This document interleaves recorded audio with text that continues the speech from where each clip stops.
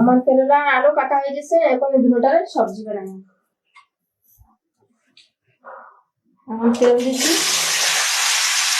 গরম তেলে ফেলে দিলাম, লবণ দিলাম, গুঁড়া, পাউডার, জিরা পাউডার,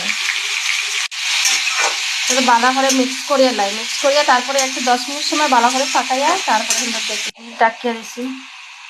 এখানে একটুখানি তেঁতুল ভিজাইয়া ওটার কাছে দিব। এখন একটু জল দিয়ে তেঁতুলটা দিয়ে বালা করিয়ে যখন ওটা দিয়ে করি নরম করলে, নরম করিয়া ওটা খাট্টাটা পাইপ দিয়ে যাবে। এখন বাজার দিলে সবটা লামাইলে মনে হচ্ছে, একটা লামাইয়া রাখি দিয়ে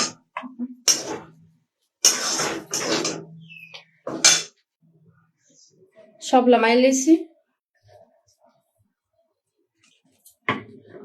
পেঁয়াজ, কাঁচামরিচ, রসুন কিছু করে কাটা রাখা আছে, সব দিয়ে এটা ভালো করে ভাজা করে নিব, ফ্রাই করবো প্রথমে। এখন টমেটো পেঁয়াজ একটু পেস্ট করে রাখলাম, ওই পেস্টগুলো দিলাম বালা করে। এখন একটু লাল করবে, লাল করার পরে মশলা দিলাম সব কিছু, যা করে আমার এই কেরালাটা ধরে দিলাম,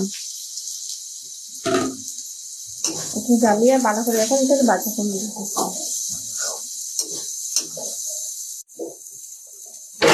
বালা করে এটা আরো 10 মিনিট ভাজা হবে। যখন এই তেঁতুলটা রেখেছিলাম, এই তেঁতুলগুলো জল দিব এটার মধ্যে, এই তেঁতুলের জল দিয়ে এটার বালা করে এখন আবার ফ্রাই করি।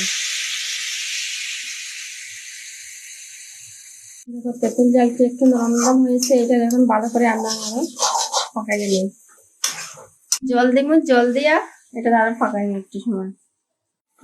দেখতে পাচ্ছ হয়ে গেছে ফাইনালি আমার কেরালার সবজি, নতুন স্টাইলের সবজি। একটু সুন্দর সুন্দর হয়েছে, উপরে পুরো একদম তেল বেরিয়ে গেছে।